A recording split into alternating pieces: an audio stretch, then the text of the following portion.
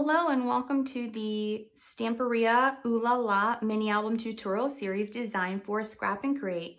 This is the completed album. You will see lots of dimension and fussy cutting on the cover and throughout the entire album.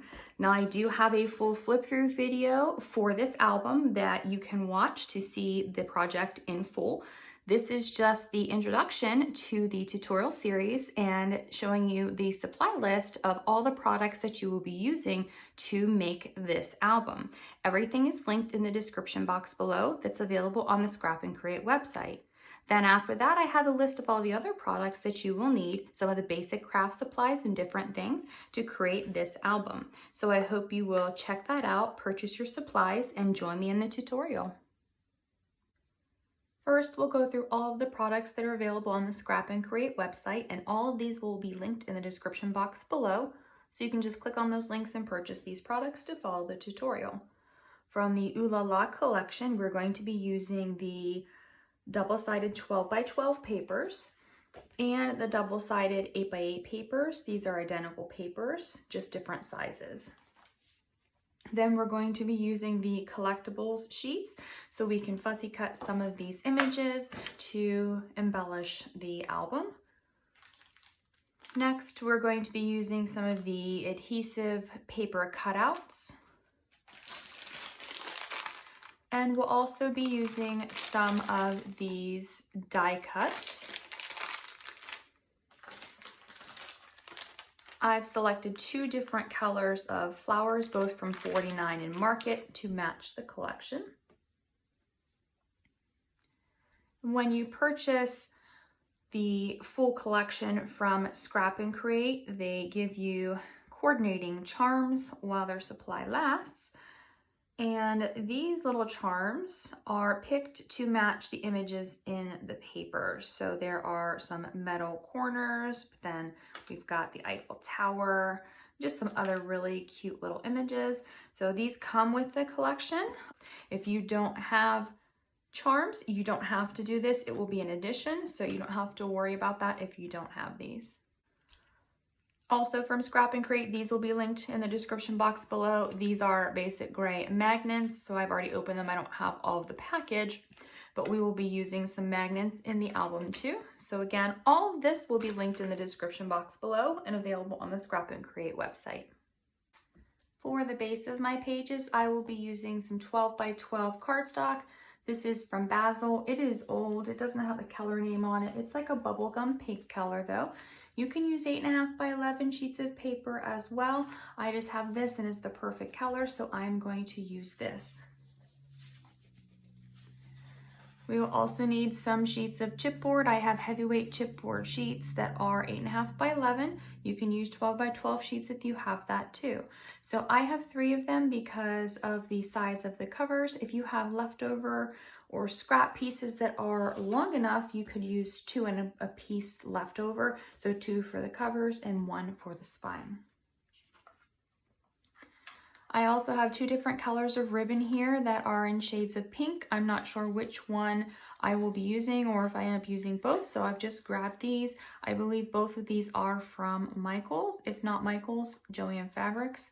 So you can select any ribbons that you want that match the paper. I also have some string here that is a magenta color that I will use for those metal charms if I do use those in the album. And I have some brads here, just a couple of them. They are in shades of pink and purple. These are from Michaels. I've got them a long time ago, so I don't know if they do still have them or not. We won't need very many of them if we do use them. So I've got some of these just in case. For the basic craft supplies that you will need, first you will need a scoring board with a scoring tool. So if one did not come with it, you can purchase scoring tools as well. My scoring board also has a cutter or trimmer. If you do not have a trimmer, you also would want to get a paper trimmer. I have 2 different types of scissors, so we're going to be using our fussy cutting scissors a lot for this album, and I have a regular pair of scissors too. Then I have my ruler. I have a piercing tool, a pencil, and a bone folder. Then I'm going to use this really tiny corner trimmer. It just takes off a little tiny edge. You don't have to use this if you don't want to. You can just keep your corner straight. You can use a larger trimmer or you can use a decorative edge. I've got this one. This is what I'm going to be using. And then I've got my adhesive. So I am going to be using my tacky glue for the construction of this album. If you prefer a different type of adhesive, by all means, you can go ahead and use whatever you are comfortable with using. Since the Ooh La La collection does not come with background papers, I've just pulled some solids from my stash, 2 different shades of blue and some white. I'm not sure what I'm going to use, but I might use these just to break up some of the pattern paper or to make some photo mats.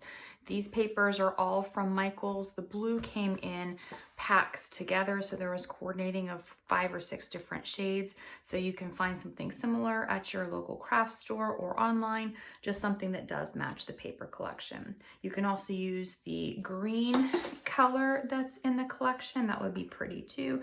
You could bring in a different color pink that is different from the backgrounds that we are using or from the cardstock that we're using to build the bases. I've pulled some Victorian Velvet ink and a dauber to use for the edges of my pages. You can use any color of ink you want to ink your edges, or you can completely skip this step if you don't like or don't want to use ink. Okay, so this is the completed album. Like I'd mentioned previously, I like to come back at the end and tell you about supplies that you may not use. So I did not use any of the white cardstock that I pulled, but I did use both colors of the light and dark blue, just plain cardstock. If you don't like the look of the blue plain cardstock, you can just pick up an extra package of the designer paper from Stamperia. I would recommend picking up the 12 by 12 paper and just using the back sides that are more of those solid papers. I hope you enjoyed the tutorial series and follow along to complete this adorable mini album.